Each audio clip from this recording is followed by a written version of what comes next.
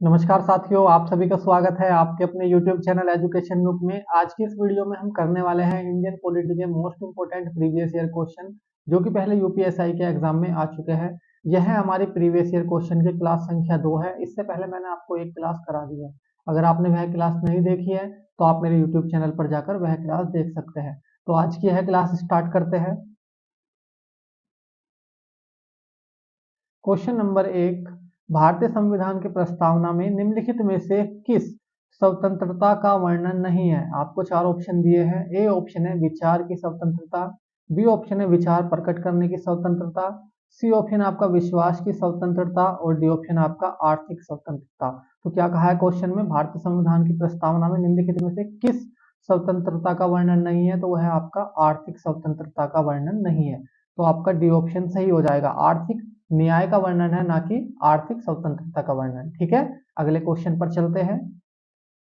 Question number 2, भारतीय संविधान का कौन सा भाग संविधान की आत्मा कहलाता है? आपको चार ऑप्शन दिए हैं। ए ऑप्शन है मूल अधिकार, बी ऑप्शन है राज्य की नीति निर्देशक तत्व, सी ऑप्शन है आपका उद्देशिका और डी ऑप्शन आपका संवैधानिक उपचारों का अधिकार।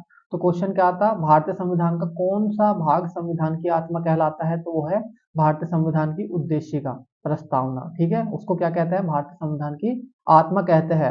आर्टिकल 32 को डॉक्टर बी आर अम्बेडकर ने क्या कहा था? उसे भी संविधान की आत्मा कहा था। ठीक है, अगले क्वेश्चन पर चलते हैं। क्वेश्चन नंबर 3, निम्नलिखित में से किस वाद में उच्चतम न्यायालय ने धारणा प्रस्तुत की कि उद्देशिका संविधान का भाग है? आपको चार ऑप्शन दिए हैं। ए ऑप्शन है यूनियन ऑफ इंडिया बनाम डॉक्टर कोहली, बी ऑप्शन आपका बनारसी दास बनाम state of UP, C option आपका केशवानंद भारती बनाम केरल राज्य और डी ऑप्शन आपका मल्क सिंह बनाम स्टेट ऑफ पंजाब। तो क्या कहा है कि किस केस में सर्वोच्च न्यायालय ने, मतलब उच्चतम न्यायालय ने यह धारणा प्रस्तुत की कि उद्देशिका संविधान का भाग है? तो वो था आपका केशवानंद भारती बनाम केरल राज्य केस। आपका सी ऑप्शन सही हो जाएगा। लेकिन जो आपका बेरूबरी केस था उसमें सर्वोच्च न्यायालय ने क्या कहा था कि जो उद्देशिका है वह संविधान का भाग नहीं है। ये भी क्वेश्चन आ जाता है एग्जाम में। ठीक है, तो ये भी आपको याद रखना है। ठीक है, बेरूबरी केस में क्या कहा था सर्वोच्च न्यायालय ने कि जो भारतीय संविधान की उद्देशिका है या प्रस्तावना है वह भारतीय संविधान का भाग नहीं है। ठीक है, अगले क्वेश्चन पर चलते हैं। क्वेश्चन नंबर 4, भारतीय संविधान का डैश संसद को यह अधिकार देता है कि वह उपयुक्त कानून बनाकर नए राज्य बना सके और वर्तमान राज्यों के इलाकों, सीमाओं और नामों में परिवर्तन कर सके। आपको चार ऑप्शन दिए हैं। ए ऑप्शन है अनुच्छेद 7, बी ऑप्शन आपका अनुच्छेद 2, सी ऑप्शन अनुच्छेद 5 और डी ऑप्शन आपका अनुच्छेद 3। तो जो आपका अनुच्छेद 3 है भारतीय संविधान का, वह संसद को यह अधिकार प्रदान करता है कि वह नए राज्य का गठन कर सकती है, जो पुराने राज्य हैं उनकी सीमा में परिवर्तन कर सकती है। ठीक है, उनके नामों में परिवर्तन कर सकती है। ठीक है, तो ये अधिकार कौन देता है संसद को? यह है भारतीय संविधान का अनुच्छेद 3 देता है। ठीक है, अगले क्वेश्चन पर चलते हैं। क्वेश्चन नंबर 5, निम्नलिखित में से किस पद्धति से किसी भारतीय व्यक्ति की नागरिकता रद्द नहीं हो सकती? आपको चार ऑप्शन दिए हैं। ए ऑप्शन है त्याग, बी ऑप्शन है अन्य देश की नागरिकता ग्रहण करने, सी ऑप्शन आपका वंचन और डी ऑप्शन आपका देशीकरण। तो देशीकरण से किसी भी व्यक्ति की नागरिकता रद्द नहीं की जा सकती। ठीक है, तो आपका डी ऑप्शन सही हो जाएगा। अगले क्वेश्चन पर चलते हैं। क्वेश्चन नंबर 6, भारत का संविधान डैश के तहत प्रदान करता है कि किसी भी अपराध के आरोपी व्यक्ति को खुद अपने ही खिलाफ गवाह बनने के लिए मजबूर नहीं किया जाएगा। आपको चार ऑप्शन दिए हैं। ए ऑप्शन अनुच्छेद 20 का 1, बी ऑप्शन अनुच्छेद 22 का 2, सी ऑप्शन अनुच्छेद 21 और डी ऑप्शन आपका अनुच्छेद 20 का 3। तो जो भारतीय संविधान के अनुच्छेद 20 का 3 है वह यह कहता है कि जो कोई अपराधी है उसे अपने खिलाफ गवाह बनने के लिए मजबूर नहीं किया जाएगा। ठीक है, तो वो कौन कहता है? वो कहता है अनुच्छेद 20 का 3 भारतीय संविधान का। ठीक है, अगले क्वेश्चन पर चलते हैं। क्वेश्चन नंबर 7, निम्नलिखित में से कौन सा कृत्य किसी भारतीय की नागरिकता रद्द कर सकता है? आपको यहाँ पर दो स्टेटमेंट दिए हैं और फिर आपको चार ऑप्शन दिए हैं। आपको बताना है कि जो ये दो स्टेटमेंट है यह सही है या गलत है, एक सही है या दूसरा सही है, ये आपको बताना है। यहाँ पे आपको चार ऑप्शन दिए हैं। ए ऑप्शन है ए और बी दोनों नहीं, बी ऑप्शन आपका ए और बी दोनों, सी ऑप्शन आपका केवल ए और डी ऑप्शन आपका केवल बी। तो जो पहला स्टेटमेंट है वो पढ़ते हैं, नागरिक ने संविधान के प्रति निष्ठाहीनता दर्शाई हो तो तब भी आपकी नागरिकता रद्द की जा सकती है, ये सही है।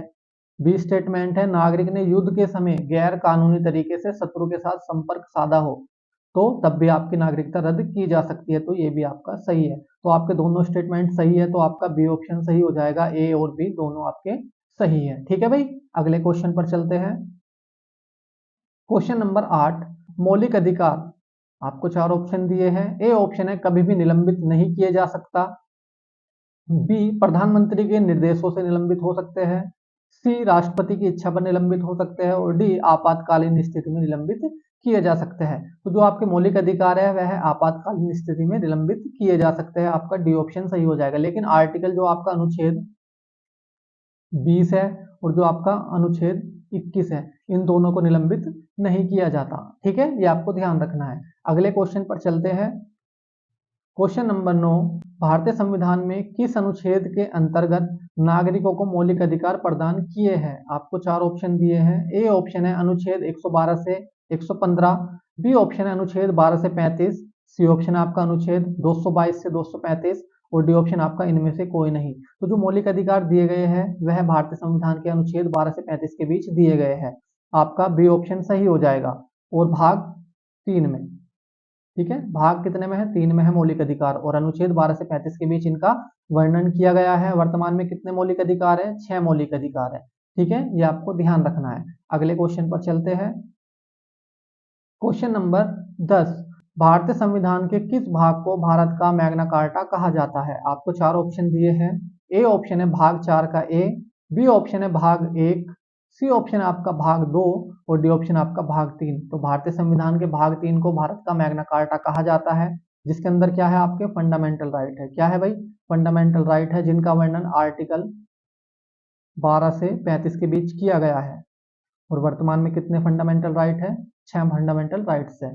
ठीक है भाई, अगले क्वेश्चन पर चलते हैं। क्वेश्चन नंबर 11, भारतीय संविधान के किन भागों को ग्रैनविल ऑस्टिन ने संविधान की चेतना के रूप में वर्णित किया था? आपको चार ऑप्शन दिए हैं। ए ऑप्शन है भाग 1 और भाग 3, बी ऑप्शन आपका भाग 4 और भाग 5, सी ऑप्शन आपका भाग 1 और भाग 2 और डी ऑप्शन आपका भाग 3 और भाग 4। तो ग्रैनविल ऑस्टिन ने भाग 3 और भाग 4 को संविधान की चेतना के रूप में वर्णित किया था। भाग 3 में क्या है? आपके फंडामेंटल राइट्स है, और भाग 4 में क्या है? डीपीएसपी। ठीक है भाई, राज्य के नीति निर्देशक सिद्धांत आपके किस में है? भाग 4 में है, और भाग 3 में आपके मौलिक अधिकार है, फंडामेंटल राइट्स है। ठीक है भाई, अगले क्वेश्चन पर चलते हैं। क्वेश्चन नंबर 12, मौलिक अधिकार उनके आधुनिक नाम है जिन्हें पारंपरिक रूप से डैश के रूप में जाना जाता है। आपको चार ऑप्शन दिए हैं। ए ऑप्शन है प्राकृतिक अधिकार, बी ऑप्शन है नागरिक अधिकार, सी ऑप्शन है राजनीतिक अधिकार और डी ऑप्शन आपका संवैधानिक अधिकार।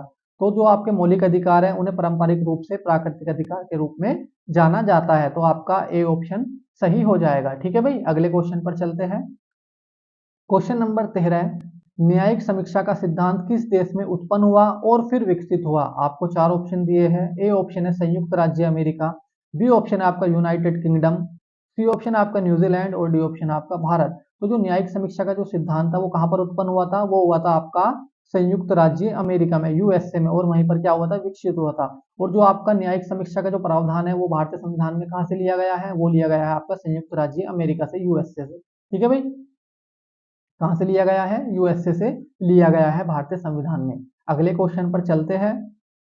क्वेश्चन नंबर 14, किस मौलिक अधिकार का लक्ष्य है सामाजिक विभेद का उन्मूलन करना? आपको चार ऑप्शन दिए हैं। ए ऑप्शन आपका शोषण के विरुद्ध अधिकार, बी ऑप्शन आपका धर्म की स्वतंत्रता का अधिकार, सी ऑप्शन आपका स्वतंत्रता का अधिकार और डी ऑप्शन आपका समानता का अधिकार। तो जो समानता का अधिकार है इसका लक्ष्य है सामाजिक विभेद का उन्मूलन करना। जो आपका समानता का अधिकार है यह भारतीय संविधान के अनुच्छेद 14 से 18 के बीच है। ठीक है भाई, आर्टिकल 14 से 18 के बीच आपका क्या है? समानता का अधिकार है, और भाग कितना है? भाग 3। ठीक है भाई, भारतीय संविधान के भाग 3 में है ये। ठीक है, समझ आया? अगले क्वेश्चन पर चलते हैं अब हम। क्वेश्चन नंबर 15, मौलिक अधिकारों के अंतर्गत कौन सा अनुच्छेद बच्चों के शोषण से संबंधित है? आपको चार ऑप्शन दिए हैं। ए ऑप्शन है आपका अनुच्छेद 17, बी ऑप्शन आपका अनुच्छेद 23, सी ऑप्शन आपका अनुच्छेद 18 और डी ऑप्शन आपका अनुच्छेद 24। तो जो आपका अनुच्छेद 24 है यह बच्चों के शोषण से संबंधित है। ठीक है, अगले क्वेश्चन पर चलते हैं।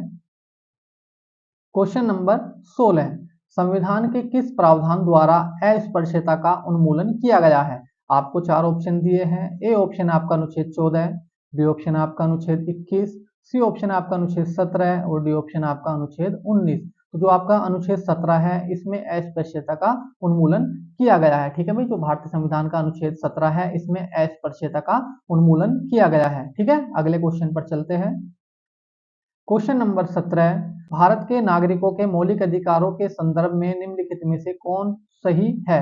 आपको बताना है कि मौलिक अधिकारों के संदर्भ में कौन से स्टेटमेंट सही है। आपको यहाँ पर दो स्टेटमेंट दिए हैं और आपको यहाँ पर चार ऑप्शन दिए हैं। ए ऑप्शन है ए और बी दोनों नहीं, बी ऑप्शन है केवल ए, सी ऑप्शन है केवल बी, डी ऑप्शन है ए और बी दोनों। तो आपको बताना है कि कौन से स्टेटमेंट ठीक है। तो पहला स्टेटमेंट पढ़ते हैं मौलिक अधिकारों के संदर्भ में। पहला है आपका अस्पृश्यता एक अपराध है और ऐसा आचरण करने वाले को कानूनन सजा मिल सकती है। तो ये स्टेटमेंट ठीक है।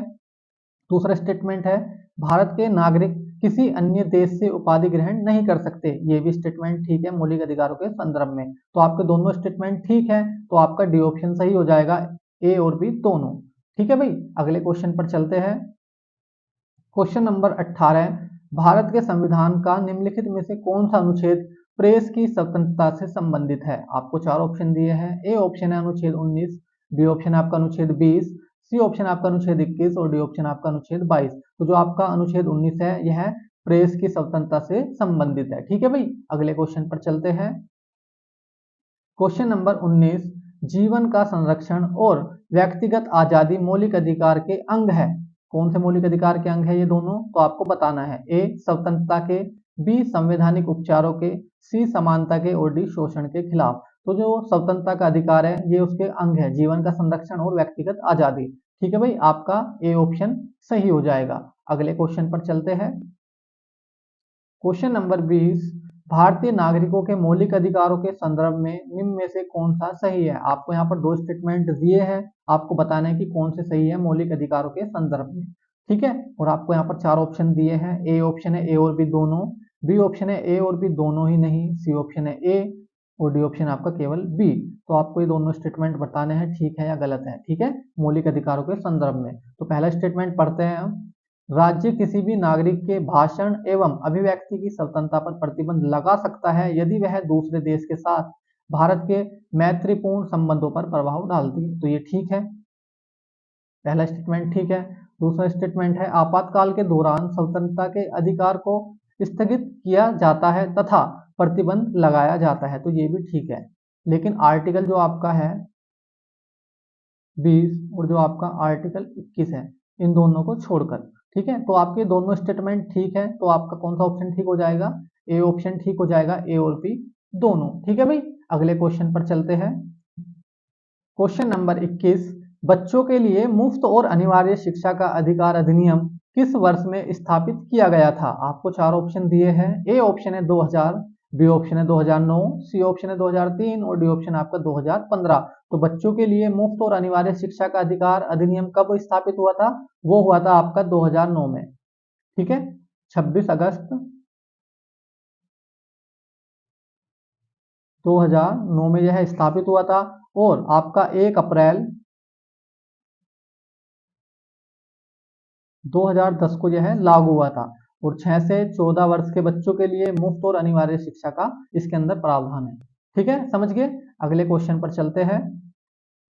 क्वेश्चन नंबर 22, निम्नलिखित में से कौन से अधिकार भारतीय संविधान के अनुच्छेद 32 के अंतर्गत परिवर्तित किए जा सकते हैं? आपको चार ऑप्शन दिए हैं। ए ऑप्शन है आपका संवैधानिक अधिकार, बी ऑप्शन है मौलिक अधिकार, सी ऑप्शन आपका सांविधिक अधिकार और डी ऑप्शन आपका उपरोक्त सभी। तो इस क्वेश्चन का जो हमारा सही आंसर हो जाएगा डी ऑप्शन सही हो जाएगा, उपरोक्त सभी। अनुच्छेद 32 के अंतर्गत ये सभी अधिकार परिवर्तित किए जा सकते हैं। ठीक है भाई, तो आपका डी ऑप्शन सही हो जाएगा इस क्वेश्चन का। अगले क्वेश्चन पर चलते हैं। क्वेश्चन नंबर 23, मौलिक अधिकारों का संरक्षक है। आपको चार ऑप्शन दिए हैं। ए ऑप्शन है न्यायपालिका, बी ऑप्शन आपका कार्यकारिणी, सी ऑप्शन है संसद और डी ऑप्शन आपका उपयुक्त में से कोई नहीं। तो जो मौलिक अधिकारों का जो संरक्षक है वो कौन है? न्यायपालिका है। आपका ए ऑप्शन सही हो जाएगा। अनुच्छेद 32 के अनुसार, आर्टिकल जो आपका 32 है इसके अनुसार सुप्रीम कोर्ट, और जो आपका अनुच्छेद जो आर्टिकल आपका 226 है इसके अनुसार आपका हाई कोर्ट क्या है? मौलिक अधिकारों का संरक्षक है। ठीक है, ये आर्टिकल आपको दोनों याद रखने हैं, यहाँ से भी एग्जाम में क्वेश्चन बन जाता है। अगले क्वेश्चन पर चलते हैं। क्वेश्चन नंबर 24, डैश के बिना मौलिक अधिकारों का कोई मूल्य नहीं होगा। आपको चार ऑप्शन दिए हैं। ए ऑप्शन है शोषण के विरुद्ध अधिकार, बी ऑप्शन है आपका संवैधानिक उपचारों के अधिकार, सी ऑप्शन है आपका स्वतंत्रता का अधिकार और डी ऑप्शन है आपका निजता का अधिकार। तो संवैधानिक उपचारों के अधिकार के बिना मौलिक अधिकारों का कोई मूल्य नहीं होगा, तो आपका बी ऑप्शन सही हो जाएगा। ठीक है, अगले क्वेश्चन पर चलते हैं। क्वेश्चन नंबर 25, संपत्ति का अधिकार एक। आपको बताना है कि संपत्ति का अधिकार क्या है।